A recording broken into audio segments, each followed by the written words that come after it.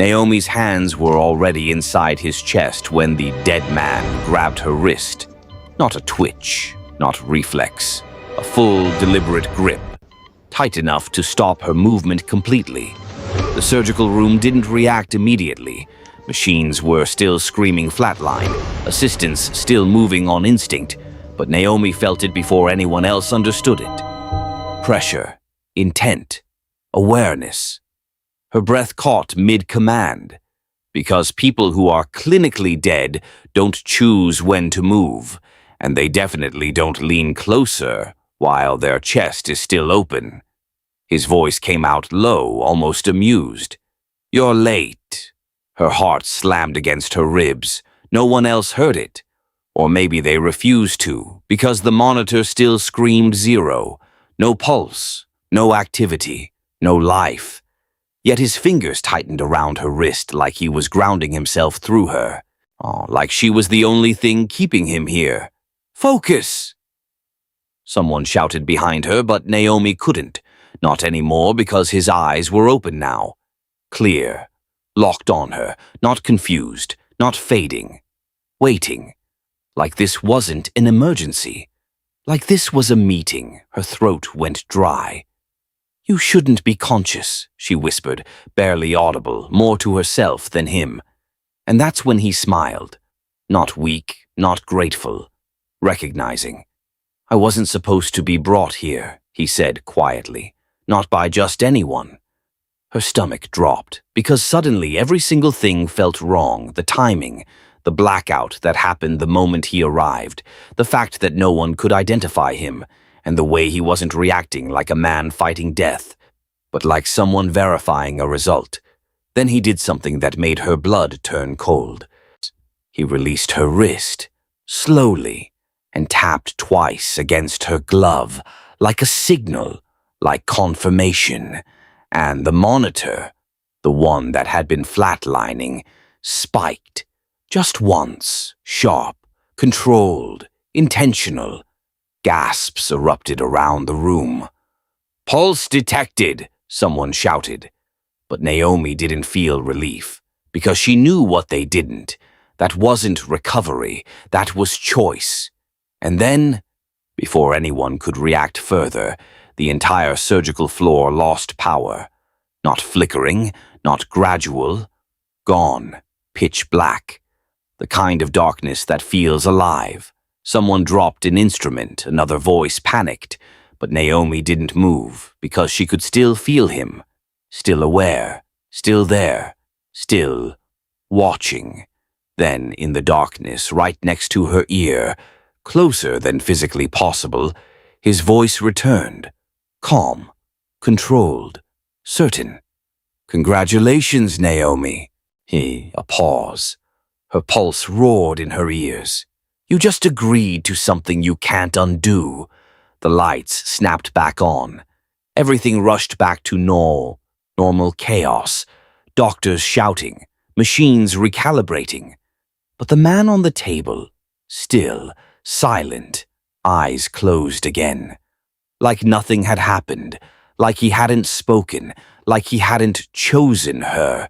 And when Naomi finally stepped back, trying to convince herself she imagined everything, the surgical assistant handed her the patient file, hands shaking. "Doctor, this just appeared." Naomi frowned. "I didn't request anything." "I know," the assistant whispered. "That's why this doesn't make sense."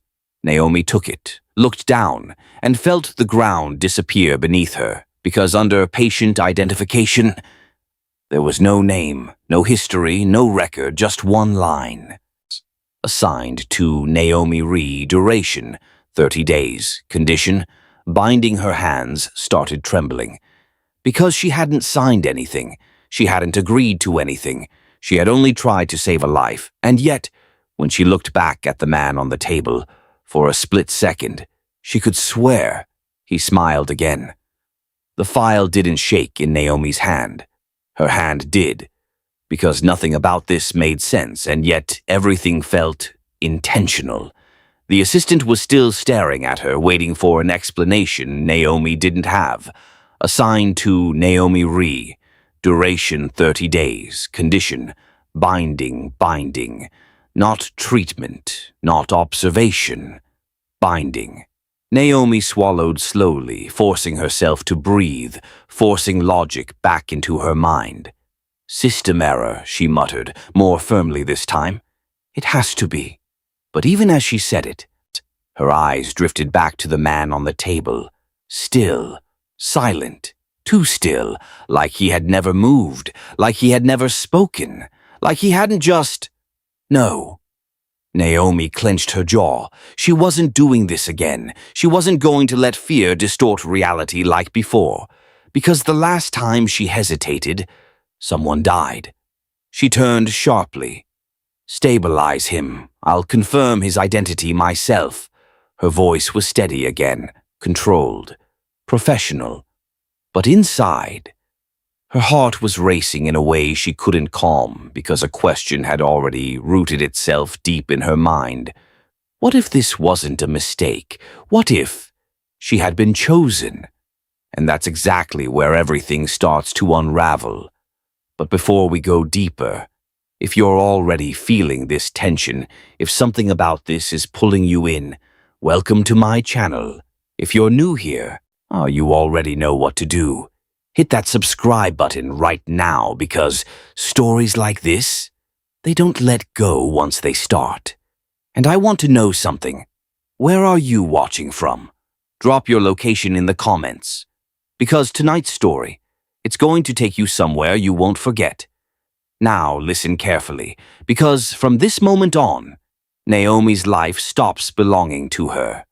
Seoul didn't sleep that night, but Naomi wished it had, because sleep would have meant escape, and there was no escape from this. By the time she finished her shift, the hospital had already sealed the incident. No reports filed, no data logs saved, no official record of the blackout, like it never happened. Except, the file was still in her hand, and when she checked the system again, the patient didn't exist. No admission, no identity, no trace. So, but he was still there, in recovery, alive, breathing, waiting.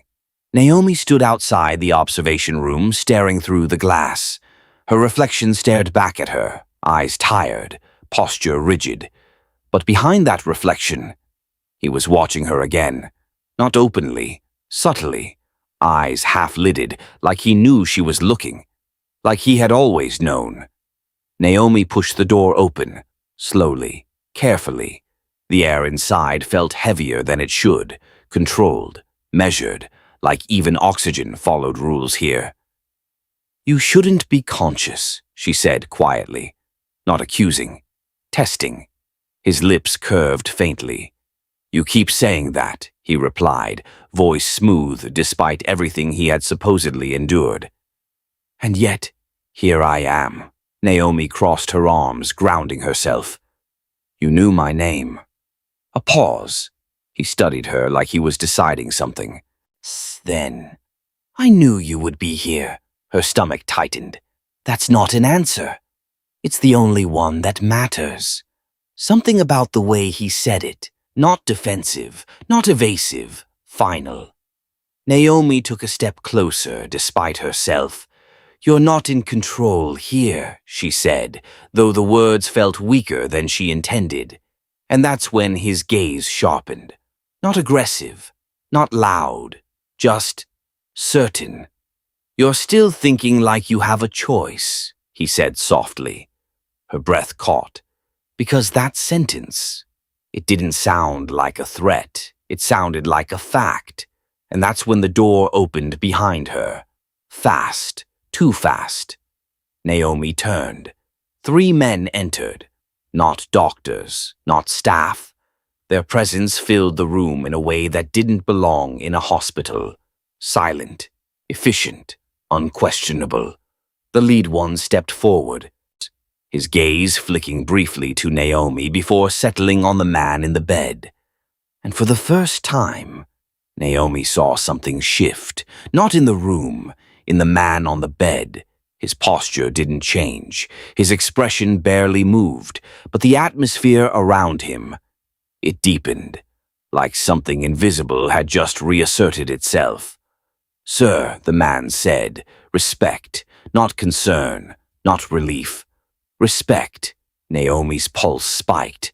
"Sir?" Her eyes snapped back to the patient, and suddenly, everything rearranged itself in her mind. The calm, the control, the awareness, the impossible survival. This wasn't random. This wasn't an accident. This was someone important, dangerously important. "Who are you?" she asked, her voice quieter now but sharper. No one answered her. Not the men. Not him. Instead, the lead man turned to Naomi. "You'll come with us." Not a request. A directive. Naomi didn't move. "I'm not going anywhere." The man didn't argue, didn't raise his voice. He simply reached into his jacket and placed something on the table beside her. A photograph. Naomi's chest tightened before she even looked down, but she did, and the world tilted. It was her, outside her apartment, taken recently, without her knowing. Another image slid beside it. Her mother's grave, then another. Her home, her routine, her life. Mapped, documented, owned. Naomi's fingers curled slightly. "What is this?" she whispered. The man's expression didn't change. "Insurance." Her throat went dry, because this wasn't intimidation. This was precision. "You don't have to understand yet," he continued calmly. "You just have to comply." Naomi's heartbeat pounded in her ears. She should refuse. She should call security. She should... But then, she felt it again. That gaze. She looked back, and the man in the bed, Lee Mireng, was watching her like he already knew what she would do, like this moment had already happened, inside her head. And then he spoke, not to the men, to her. "You can walk out," he said quietly. Her breath caught. The men didn't react, didn't stop him. Because whatever this was, he was the center of it. "You can pretend this ends here," he continued, voice calm, almost gentle. "Go back to your life." Naomi's chest tightened. Hope flickered, small, fragile, but real. And then he finished the sentence.